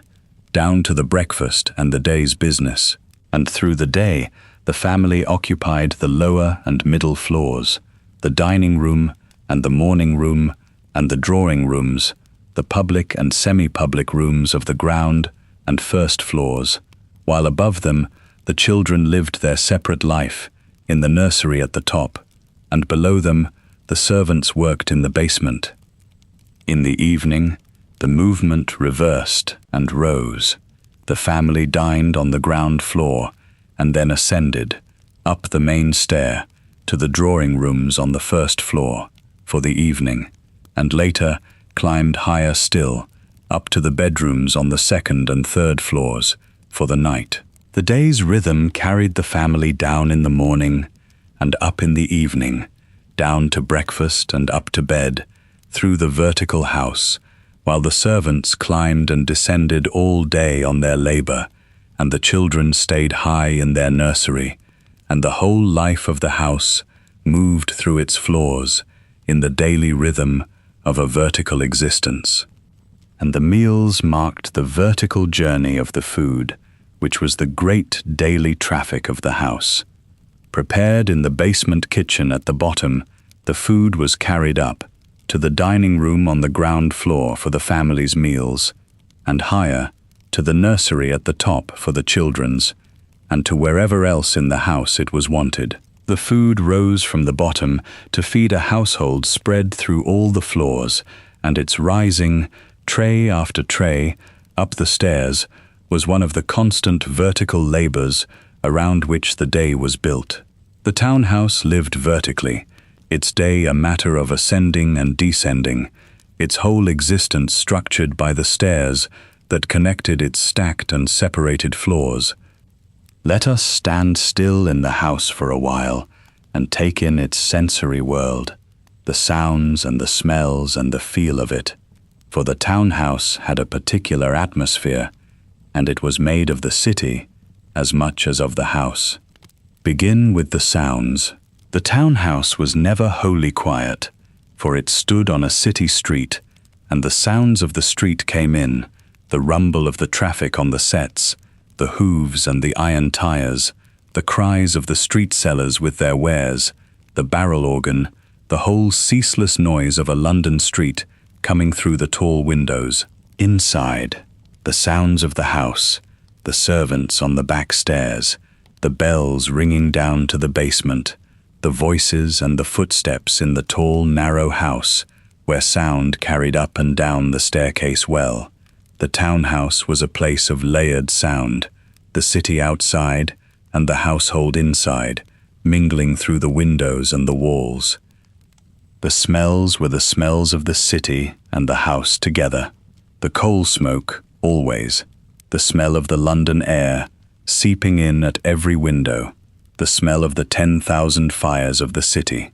the cooking, rising from the basement kitchen up through the house, the smells of the meals being prepared below, the smell of the gas from the lighting, faint and particular, the smell of the horses from the mews behind, the beeswax and the polish of the well-kept rooms, the particular scent of a house cleaned and cared for, and under it all, the smell of the city itself, the great dense capital, its air thick with smoke, and its streets full of the smells of horses and humanity and commerce, coming in at the windows of the tall house, and the feel of the house, its particular physical character, the tallness and narrowness of it, so that you are always aware of the floors above and below, of the vertical stack of rooms, of being on the second floor or the fourth, high up or low down in the climbing house, the staircase always there, the spine of the house, the constant going up and down, the front rooms bright with their windows, and the back rooms dimmer, and the middle of the house dim always, lit from the skylight far above, the sense of the city pressing close on every side, the neighbors through the party walls, the street below the front windows, the mews behind, the whole dense city packed close around the tall, narrow house. Such was the sensory world of the townhouse, urban through and through, made of the city as much as the house, the London air and the London sounds and the London smells filling the tall, narrow building, so that to live in a townhouse was to live inside London itself, immersed in its atmosphere, the great city pressing at every window and seeping in at every crack, the house a vertical vessel filled with the life and the air of the capital around it. Let us go down again, to the basement, and spend a little time in the servants' world, because the below-stairs life of a townhouse had its own particular character, shaped, like everything else, by the vertical city house. The servants of a townhouse lived and worked in the two extremes of the building, the basement and the attic, the bottom and the top, and their whole existence was bounded by these and by the back stairs that connected them. They worked below, in the basement, in the kitchen and the offices and the servants' hall, in the underground world of labor below the street. They slept above, in the attic, under the roof, and between these two poles they climbed, all day, up and down the back stairs. Through the house they served but did not share. The servants' hall in the basement was the center of their own life, the room where they gathered and ate and had what fellowship their hard days allowed. And the below-stairs world had its own society, its own hierarchy, its own community, as it did in any great house. But in the townhouse it was a more cramped and enclosed world than in the country, for the basement was small, fitted into the narrow footprint of the house, and dark below the street, and the servants' whole domain was these tight underground rooms and the mean attic far above, with the back stairs between. It was a confined world, the servants' London, bounded by the basement and the attic of a narrow house. And the servants of a townhouse were, in one way, more cut off than their country cousins, for the country house servant had the grounds, the kitchen garden, the stables, the open air, and the space of the estate, while the townhouse servant had only the tight basement, the area, the back stairs, and the attic, the enclosed vertical world of the city house, with the great city outside, but little access to it, in the hard round of the working day. The townhouse servant's world was small and vertical and enclosed, the basement below and the attic above and the stairs between, a narrow world inside a narrow house in the vast city. But the city was there, all the same, at the top of the area steps, and the servants had their connections to it, their afternoons out, their visits to the shops and the markets on the household's business, their fellowship with the servants of the neighboring houses met at the tradesmen's entrances and in the streets. The below-stairs world of a London street was a connected world, the servants of the terrace knowing one another, the news and the gossip passing from basement to basement, a whole community of servants spread through the basements of the grand houses, living their enclosed vertical lives in the tall houses and connected, below the street, in the network of the servants' London that ran beneath the fashionable world above. Let us think about the children once more and their particular experience of the vertical house, because to grow up in a townhouse was a specific thing, and the memoirs of those who did tell us what it was like. A child of a townhouse family grew up at the top of the house, in the nursery, high above the street, and the nursery world was, for the early years, very nearly the whole of the child's world. The day nursery, where they played and learned and ate. The night nursery, where they slept. The nurse who ruled it all, and was, for many children, the central figure of their early lives, more present and more loved than the parents who lived on the floors below and were seen for an hour in the evening. The child's world was the top of the house, the high rooms under the roof, looking down on the street far below. And the coming down was an event. The children were brought down in the evening, cleaned and brushed, and on their best behavior, to the drawing room on the first floor to spend an hour with their parents before being taken back up to the nursery for the night. The descent from the nursery to the drawing room, from the children's world to the adults, down through the floors of the house, was the daily journey between the two worlds, and the drawing room hour was the point where they met, formal and brief, the parents and the children, before the children climbed back up to their own high kingdom. So a child's experience of the townhouse was of a vertical world sharply divided, their own realm at the top and the adult's realm below, connected by the stairs and the evening hour. They knew the nursery intimately, its every corner, its view from the high windows, its particular light and its routines. They knew the back stairs, perhaps, if they crept down them, into the servants' world that was often warmer and more welcoming than the formal rooms of their parents, and they knew the grand rooms below as a visitor knows them, cleaned and brushed and on their best behavior for the evening hour rather than as their own space. There is a whole literature of the Victorian childhood remembered,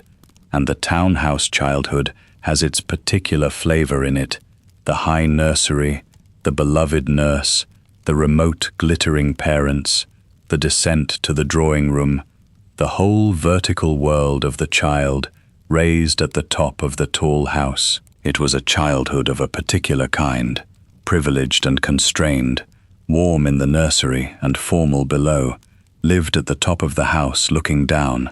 and it shaped the children of these families in ways that many of them spent their adult lives remembering: the high nursery under the roof, the whole vertical world of the townhouse seen through a child's eyes from the top looking down. Let us see the house in its other state now, its empty state, for we have seen it full and alive in the season, and we should see it as it was for much of the year, shut up and asleep in the empty city. When the season ended and the family left London, the townhouse was closed up, and the closing of it was a considerable operation. The furniture was covered, the fine things of the drawing rooms and the bedrooms shrouded in loose covers of holland or plain cloth, so that the rooms became a landscape of pale draped shapes. The valuables were put away, the silver locked in its safe, the pictures perhaps covered, the whole precious apparatus of the house secured. The shutters were closed over the windows, and the blinds drawn, so that the rooms fell into a shuttered dimness, and the family departed, to the country or the coast or abroad, taking most of the household with them. A skeleton staff remained, a caretaker or two, perhaps a single servant left to mind the house, to keep it aired and secure through the long months of the family's absence. And the great house, so brilliant and busy in the season, sank into silence and stillness, its rooms dim and shrouded, its life suspended, one of a whole street of such shuttered houses. For when society left London, the whole fashionable district emptied together, and the grand squares and terraces stood silent, house after house closed up, the whole fashionable quarter asleep through the autumn and the winter, until the spring should bring society back. Something striking attends the image of the fashionable district out of season. The grand houses all shut up together, the shutters closed along the whole terrace, the squares silent, the whole rich quarter of the city standing empty and asleep, while its families were away. The townhouses that blazed with light and life through the spring and summer stood dark and shrouded through the autumn and winter, and the fashionable London that was so brilliant in the season simply vanished for half the year, its people gone, its houses closed, its life suspended, waiting for the calendar to turn. And in those empty months, the house had a strange half-life of its own, the caretaker moving through the shrouded rooms, opening a window to air a room, checking that all was secure, living alone in the great empty house that had held a whole household and now held only the echo of it. The dust settled on the covers. The city went on outside, but the house was still, waiting,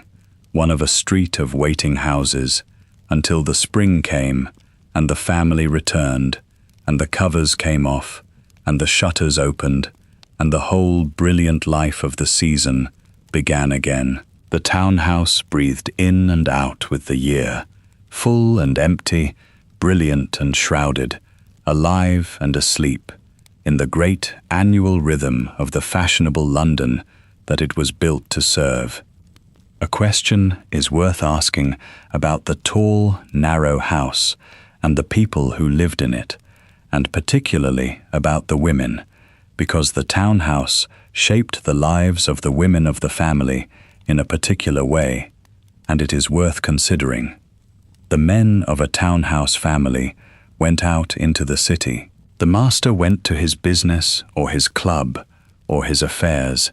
out into the London day, moving through the great city about his work and his pleasures. The city was open to him, and he passed through it freely, out in the morning and back in the evening,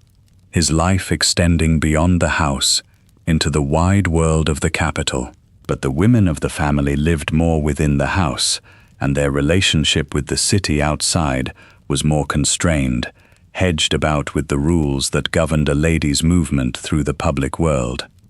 A lady did not move freely through London as a man did. Where she went, and how, and whether accompanied, was governed by convention. A young, unmarried woman hardly went out alone at all,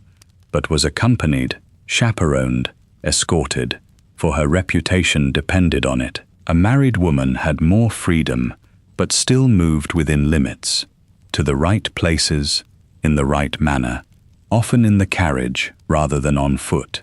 enclosed and protected in her passage through the city. The women's world was more bounded by the house than the men's, more centered on the domestic sphere, more contained within the tall walls of the home. And so the townhouse, for its women, could be a place of some confinement, a tall, narrow world in which a great deal of life was spent, the domestic round conducted within the climbing floors, the days passed among the rooms of the house, while the city outside, so vast and various, remained largely beyond reach. The management of the household, the receiving of callers, the social round of calls and cards, the supervision of the children and the servants, all of it conducted within the house, or in the careful excursions the conventions allowed, while the great city pressed at the windows, close and unreachable. Something quietly affecting attends the woman at the tall window of the townhouse, looking down at the street below, at the life of the city passing, the freedom of movement that the men enjoyed and she did not, the great world outside that she saw from her window and moved through only within limits. The townhouse gave her a comfortable and even a grand life, and real work and real responsibility in the running of it. But it was a life lived largely within the walls, within the vertical world of the house, while the city she lived in the very heart of remained, for her, a thing seen mostly from the windows, close and vast, and beyond the glass. Let us consider for a moment how these houses came to be, because the London townhouse was not built one at a time by the families who lived in it, but in great speculative developments, whole streets and squares raised at once by builders and developers, and the way they were made shaped what they were. The great expansion of fashionable London, the building of the squares and terraces of the West End and the other prosperous districts, was the work of speculative development. A landowner who held a great estate on the edge of the growing city would lay it out for building, granting leases to builders who raised the houses, and the whole thing was planned as a development. The streets and squares laid out together, the terraces designed as unified compositions, the whole district conceived and built as a speculation, to be leased or sold to the families who would live in it. The London we have been walking through, the ordered squares and the grand terraces, was the product of this speculative building, raised in great planned developments by landlords and builders working the growing demand for fashionable housing. And the system of leasehold shaped it further, for the families who lived in these houses very often did not own them outright, but held them on long leases from the ground landlord, the great aristocratic families who owned the land beneath the fashionable districts and grew enormously rich from the ground rents. The land of much of fashionable London belonged to a handful of great estates, and the houses built on it were held on leases, and the wealth of the ground landlords, the great families who owned the earth beneath Mayfair and Belgravia and the rest, was one of the largest fortunes of the age, drawn from the rents of the land on which the fashionable city stood. The speculative building produced the characteristic uniformity of the London terrace, the identical houses raised together to a common design, the whole street or square built as one, and this uniformity was its beauty and its nature. The individual house was one unit of a larger composition, built to the same plan as its neighbours, part of a terrace conceived as a whole, and the ordered repetition of the London street, so calm and grand, was the product of this building of houses by the dozen and the score, to common designs, in great planned developments.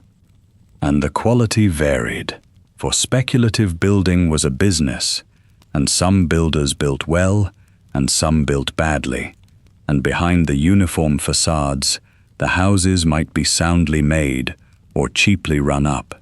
and the reputation of a builder mattered, for a house well built by a known good builder was worth more than one run up by a speculator cutting his costs. But good or bad, the houses were built as speculations, by the row and the square, and the great fashionable districts of London rose in this way, planned and developed and leased, the ordered grand terraces raised by builders on the land of the great estates, to house the families who would live their vertical lives in the tall, narrow houses of the speculative city. There is one more matter that shaped the life of the townhouse profoundly, and it is not a pleasant one, but it cannot be left out, and that is the question of sanitation, of drains and sewers and the disposal of waste, which was, in the Victorian city, a matter of life and death. The great problem of the Victorian city was how to deal with the waste of millions of people packed together,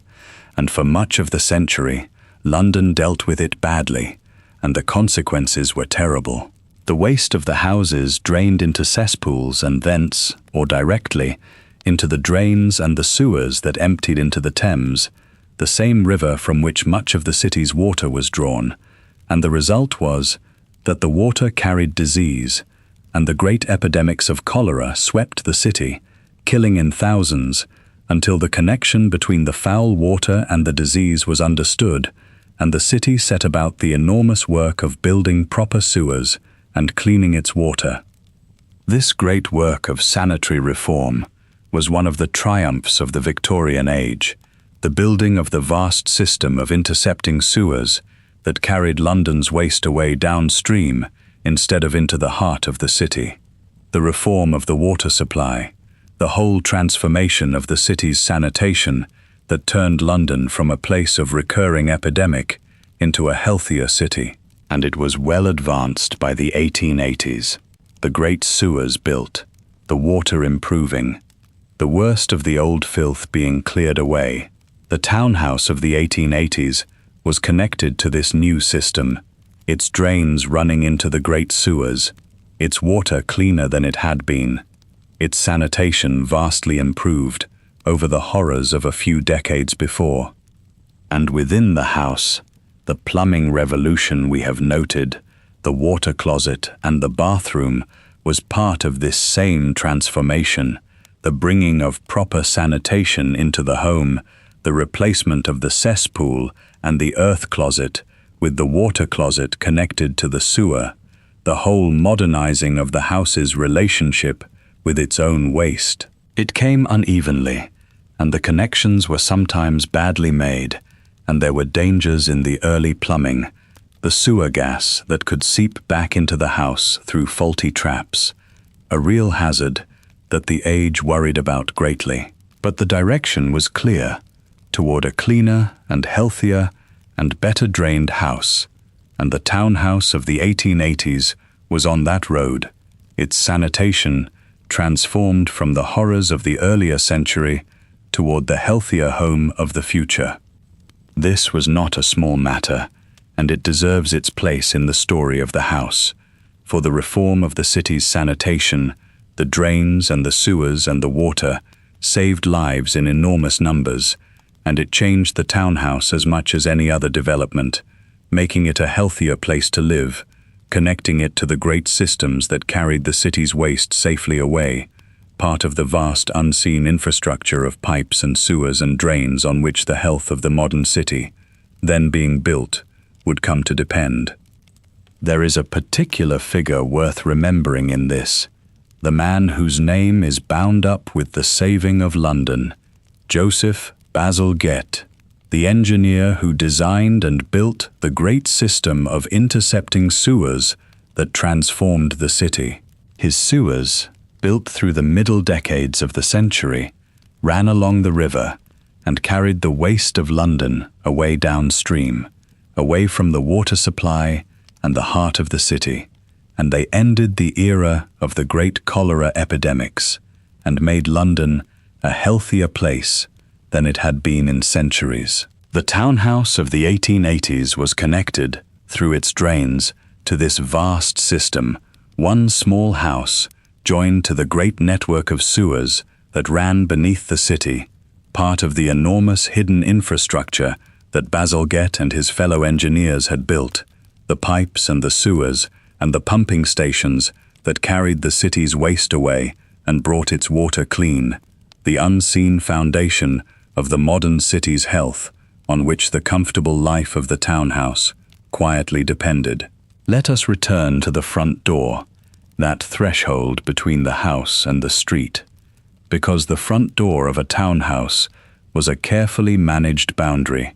and the way it was guarded tells you a great deal about how the household controlled its relationship with the world. The front door was answered by a servant, the parlour-maid, or, in a grander house, the footman, and the answering of it was a managed performance. When a caller knocked or rang, the servant went to the door, and what happened next was governed by the rules of the household and of society. The caller was received, or not received, according to whether the family was at home, which did not mean physically present, but socially available, willing to receive. A lady had her at-home days, the days and hours when she received callers, and at other times she was not at home, even if she was sitting in the drawing room, and the servant at the door conveyed this, admitting the caller on the right day and turning them away, politely, with the taking of a card, on the wrong one. So the front door was a filter controlling who entered the family's world, and the servant who answered it was the operator of the filter, trained to know who should be admitted and who turned away, who was of the family's world and who was not. The card left at the door recorded the call that had been paid, whether or not the caller was received, and the whole intricate system of calls and cards and at-home days was worked through this threshold, the front door where the social world was admitted or deferred, managed by the servant who answered it. And the door itself was a piece of the house's public face, made handsome, painted and polished, with its knocker and its bell and its fanlight above, the point where the house met the street and presented itself to the caller, the whitened step, scrubbed each morning by the housemaid on her knees, the polished knocker and letterplate, cleaned till they shone. The whole entrance a presented thing, kept up to announce the standing of the house to everyone who approached it, the first impression, the public threshold, maintained by the servant's constant labour against the London dirt. The knocker and the bell had their own language, for the manner of a knock announced the caller. The servants and the tradesmen knew to go below, to the area door, and knocked or rang there. The callers came to the front door, and a confident, authoritative knock announced a person of standing, while a timid one announced someone less sure of their welcome, and the practiced ear of the servant could read something of the caller in the very sound of their approach. The front door was a place of signals and thresholds and managed admission, the guarded boundary between the private world of the family and the public world of the street, worked through by the servants who kept it, the point where the house decided, caller by caller, whom it would let in. Before we come to the end, let us think once more about what it was actually like to live inside this vertical world, to spend one's days and years in a tall, narrow house stacked up on a strip of London ground, because the shape of the house shaped the life within it in ways worth feeling. The family lived spread through the vertical house,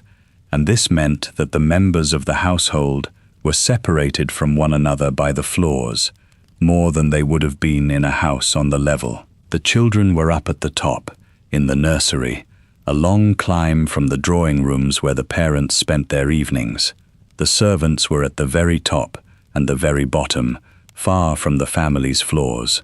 The master and mistress had their rooms on the second floor, above the reception rooms, and to move between these separated worlds meant climbing, so that the family was, in a sense, distributed vertically through the house, its different members on their different floors, connected but separated by the stairs.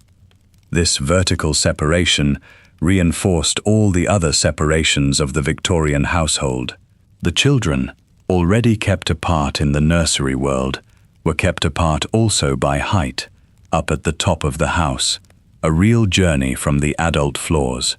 The servants, already kept apart by class, were kept apart also by their placement at the extremes of the house, the basement and the attic. The whole household was sorted through the floors, and the floors kept people apart, and the tall, narrow house with its many levels was a machine for the separation that the age loved, rendering in height the divisions of class and age and function that governed the family's life. And for the individual moving through the house, life was a matter of constant vertical travel, up and down the stairs, from floor to floor, all day. To go from the nursery at the top to the front door at the bottom was to descend the whole height of the house. To go from the kitchen in the basement to the bedrooms was to climb it. The staircase was the central fact of daily life, the spine of the house, traversed constantly, and living in a townhouse meant living on the stairs, always climbing or descending, always aware of the floors above and below, always somewhere in the vertical stack of the tall, narrow house. There was a grandeur in it, the tall house rising through its floors, the fine rooms lifted up above the street, the whole vertical composition of the house.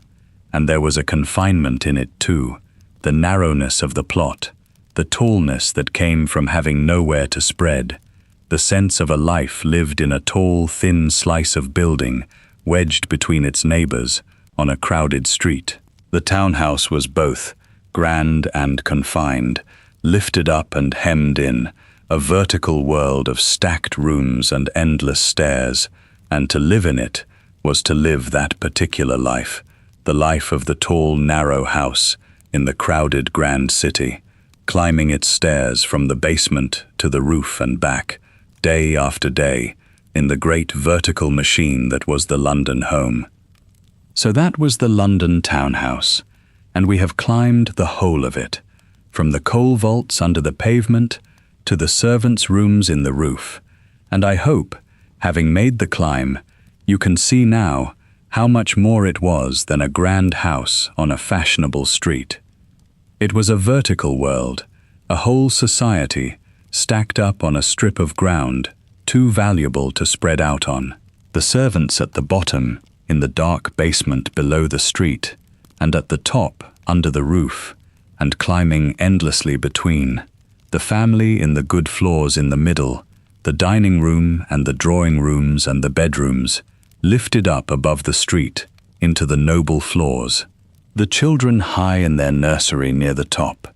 The whole household sorted through the floors, separated by height, connected by the two staircases that ran up through the house,